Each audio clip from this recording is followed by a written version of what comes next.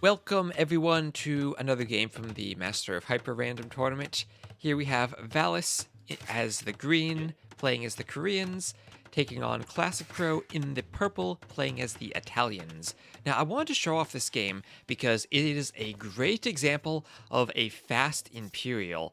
A lot of players probably first think of the Turks as a fast Imperial Age civ, but the Italians and the Byzantines and, well, maybe even other Monk Rush civs also have a really nice ability to go for a fast Imperial Age, and it all comes down to the power of the Wooloo and Imperial Age siege that is very difficult to deal with in the Castle Age. But anyway, we'll speed things up a bit, and we'll take a look at Classic Pro's build order. Of course, everything's pretty standard to start out, just 6 on sheep, then you go over to the wood. Maybe one thing to note is that they start with a camel as a scout. Doesn't have the greatest line of sight, but if you want to send some villagers forward into the middle of the map, say you're going for a monk rush and you want your monasteries forward, there's no scout to stop that early on, unless your opponent decides to invest into that, but that's a pretty big investment. And of course, the resources are randomized on this map, so there's more food than normal on the deer, less food than normal on the boar, but then again, more food than normal on the fruit bushes. So if this were Arabia, you might struggle to click up to the feudal age on time, just because of the lack of food on the wild boar, but being a more arena-like map where players start with fortified walls, so there's not going to be any feudal age aggression, you're going to stay in that dark age for quite a long time. The extra food on the berries will pay off and probably give you more food than normal in the end, particularly since these pigs also have more food than normal. Anyway, relics, I think there are 4 relics, one basically given to Classic Pro for free in the back of his base, another here in the northwest corner, another in the west, and another down in the southeast. This looks like a relic on the minimap, but it's just a horse. And anyway, so it's pretty typical. 4 on wood, going out to the berries. 5 on berries. I guess that's more than you normally would see. I guess 4 is pretty much the standard number, but you can do 5 too. And when the berries have this much food on them, probably makes sense to send more bills. And here comes a mill on the deer. Deer have extra food on them, so he will be milling them and taking them. I don't think the camel scout actually can push deer like a scout can, so this is your only option to take them. And in this civ matchup, Italians versus Koreans, if it goes to the super late game, I have to think Koreans have an advantage. Typically in these arena situations, you end up in bombard cannon wars, where you don't really have the mobility to deploy cavalry like you do on other maps, so it's the powerful siege engines and slow pushes that end up being the determining factor. So Italians have cheaper bombard cannons, but they miss a very crucial technology in siege engineers, which gives them +1 range. So when the Koreans have that and they outrange the other bombard cannons, it's a pretty huge advantage for them. Also, they can add in keeps, and when they get all the upgrades on the keeps actually outrange the Italian bombard cannons, so you end up needing to rely on trebuchets, which can be a bit more awkward to pack and unpack repeatedly. But anyway, we see 3 on gold as Classic Pro is up to the feudal age with 4 farms. Doesn't need to add that many farms because he still has so much food remaining on the berries and the deer. And we see both players pretty much identical to the feudal age. 26 villagers plus the camels, so this would be 27 pop timing for a normal civ. And Market Blacksmith, both of them keeping their TCs running. And Classic Pro, despite going for the fast Imperial Age, is up at pretty much the exact same time as the player who wants to just go for the standard boom. Part of that's due to the hyper-random food resources, but a lot of that is just due to being the Italians with the cheaper age-up technologies. They can go for this fast Imperial, and unlike a civ such as the Turks, who have to stay in the Dark Age for a much longer time if they want to have the resources to click up, Italians and Byzantines both can do a pretty similar build and get up to the Imperial Age in under 20 minutes, have the stone to build a forward castle, and be able to use their monks to apply a ton of early pressure. Let's check out the players' scoutings. Let's see, Classic Pro has basically scouted the area in between them. Valis has done pretty much all the same. Classic Pro just missing that one relic in the northwest there. Let's see, there's also a bit of gold there. Look at Valis's base. All of his gold is 1355 per tile. That's very far forward. The gold's in the back, only 370, 335. There's not as much gold on them. And here we see Classic Pro using the knowledge that his opponent doesn't have a scout to send a couple of unloomed villagers forward to extend his walls, build a gate and a monastery. And he'll be putting that university in the back. And 1630, he has clicked up to the Imperial Age. Only, let's see, 24 seconds of idle TC time. He had idle a bit in the Castle Age just to get the resources to click up, had used the market a tiny bit. But he is up, while his opponent is 3 TC booming. And the camel will scout the Vill. He'll have a nice outpost there. The monk is actually going to try to convert the villager. Oh, nice job by Valis blocking the villager with the camel so that the monk could convert it. But Classic Pro will be sending his own monk forward, and here come several villagers. He's right there, 636. He just needs to drop off a bit more stone, and he'll be able to build a castle. Now he's getting a conversion.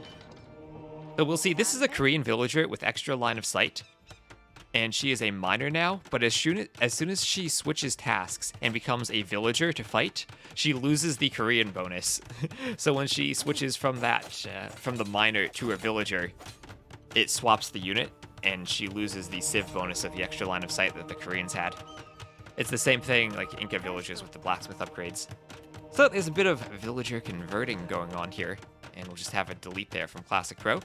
But while Classic Pro, he had 1 TC, but for the past 3 minutes or so, it's like having 0 TCs because he's been advancing to Imp instead of producing villagers. Whereas Valis, he now has a 48 to 29 villager lead, and he's even bringing in a relic. But here are the crucial technologies: chemistry to unlock bombard cannons, and block printing to increase the range of monks from 9 to 12. Now, nothing in the Castle Age, not even your fully upgraded guard tower, will have 12 range. So there really is not a counter to Imperial Age monks if you're stuck in the Castle Age. You could maybe try to amass light cav to take a fight against them, but the Italians, after this Treb comes out, could add in their own Genoese crossbowmen to murder the light cav. Anyway, one mistake: this castle should be attacking this wall right now. When you build a forward castle, it doesn't automatically attack walls. You have to click it and actually right-click the walls to get it to attack. There's the Treb. And here is that front gold with all of the gold on it. Now, the resources are mirrored, so Classic Pro can check the golds himself. He'll know that the 2 smaller ones don't have much gold on them, and he'll know that the one main one has a ton of gold. And he should know that his opponent now is pushed off of his main gold and doesn't have much gold remaining in the back. And we see Valis going for Koreans. Normally, guard towers are incredibly useful at pushing back monks because they outrange them and they also can kill mangonels. But when your opponent is in the Imperial Age, guard towers are not going to be nearly as useful. Let's see. Classic Pro just going to delete those vills so they don't get converted back. And here come the monks, doing Sanctity for more hit points. It is very expensive to do all of the monk upgrades while also continuing to produce monks and create bombard cannons. But Valis had been booming, has a huge eco lead, and now is adding in some crossbows. The problem is, fully upgraded crossbows only are going to have 7 range. Has a couple monks of his own, but only have 9 range. Even if they had Atonement, they would not win a conversion fight against Imperial Age monks with +3 range. And now it's time to start trebbing down the TC. There goes Loom. And here's where you have to be very careful about converting enemy villagers. Sometimes when you're defending against a monk rush, as Capture Age struggles to render the explosions there, sometimes if you're defending against the monk rush, you want to fight with your villagers and send the vills forward first. Because if your opponent converts the villagers, then they're going to run out of faith, run out of monk juice, and while they have to recharge, then you can send in your military. And if you have such a huge villager lead, well, losing a few villagers doesn't matter too much. But here we are. Towers are slowing down the push. Classic Pro will need to pack and unpack the trebs multiple times, use the cannons, those expensive cannons when you have such a low economy, to push in, and this will buy Valis time. Time to do what? Time to amass crossbows and a ram. Ram is an interesting choice, But the good thing about the ram is, unlike other siege units, rams and trebuchets actually cannot be converted from a distance. When you get redemption, which lets you convert siege and buildings, the monks have to be adjacent to buildings, rams, and trebuchets in order to convert them. They can convert the cannons and mangonels and scorpions from a distance. But once you get a few bombard cannons out, rams don't really become as scary. You see right there, bombard cannons actually do a fair amount of damage to the rams. And the Treb is in position to start sniping off that tower. I have had monk rushes before that are foiled by a single siege tower that can dodge siege fire, pop out crossbows, and have them snipe monks and then re-garrison to dodge conversions. But Valis just going to lose the ram pretty much for free there as the crossbows run away. And we see Theocracy. This is a very important tech for monk rushes because it lets your monks convert units in a group, and you won't need to have each monk individually regain its faith. Only one monk from the group will need to regain the monk juice after the conversion.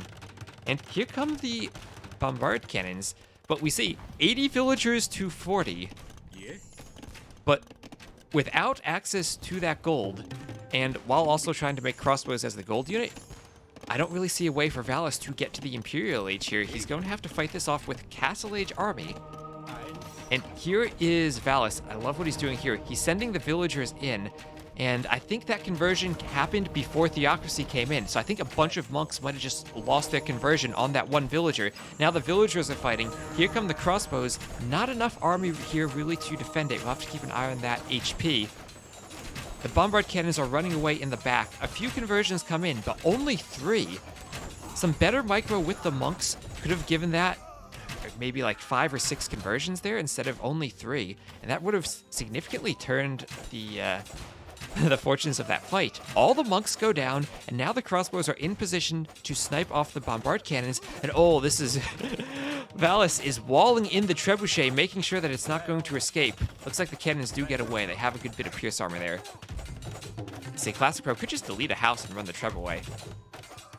Oh, but he gets some nice bombard cannon shots on those vills there. Looks like the treb will go down, though. But that was costly in terms of villagers. That's 69, a nice number, to 50. And 1 TC is continuing to pump out vills while Valis, well, he also is on 1 TC because he's lost 2 of his TC. He's going to try to sneak out here to the right-hand side. Looks like he had built a guard tower to protect that lumber camp. But Classic Pro snuck a couple of Genoese crossbowmen underneath it. Valis will have to fight with vills to clean that up. Looks like he's going to do that. And we'll clean it up, but that was pretty disruptive to his vills over here. Anyway, another fight happening. The thing about monk rushes is they don't stop. You kill the monks, and more monks keep coming. They get a couple of conversions there. Crossbow numbers have now started to dwindle just a bit. We see more outposts, and even a watchtower being constructed by Classic Pro. That watchtower will make it much more difficult for Valis to maneuver the crossbows to fight. Oh, some nice bombard cannon shots there, too, on the crossbows. And this is what makes defending this Fast Imperial so difficult. You can amass large numbers of Castle Age units if you can stall, but it's so difficult actually to close and engage with these units when you don't have the extra range. And now that is 3 bombard cannons out for Classic Pro, and that vill number is catching up. Now it's only 63 to 53. That was a 40 villager lead earlier. Now it's down to 10. And the keeps aren't particularly useful. The crossbows aren't particularly useful at this time. The crossbows can't kill the cannons. Crossbows are nice because they are cheap, and they can engage from a distance. But here, we're going to have one more fight. There's a good 14 crossbows. Monk's not really in position, but now there's enough villagers for it that they can repair the bombard cannons and keep them alive. We might even see a conversion here. And here is another forward castle. And what does Valis not have? Any type of siege. He has 6 ranges. He's not able to pump from all of them, though. A few more conversions come in. I don't see any way that castle is being stopped. And Vill count, only 4 difference here. Finally, Valis is up to Imp, but what's he going to do? He's going to say GG, because there's no way he could make a trebuchet or a bombard cannon of his own to deal with that castle. So, very interesting game. I love seeing the Fast Imperial Age. And it is so tricky to defend. This map just kind of played into it because he didn't have a... He had a camel instead of a scout, so he can't actually harass vills that are coming forward. And if you're just going straight for that 3 TC boom, you're going to get stuck in the Castle Age. And if you're stuck in Castle Age versus a Fast Imp, you have to get creative to find ways to deal with it. Valis just wasn't quite able to do it here. I absolutely loved the way he used those villagers in that first fight to absorb that conversion from the monks just before they had theocracy, but just wasn't quite enough. And if we look at these statistics here, that's a buildings 19 to nothing, 22 to 1 conversions.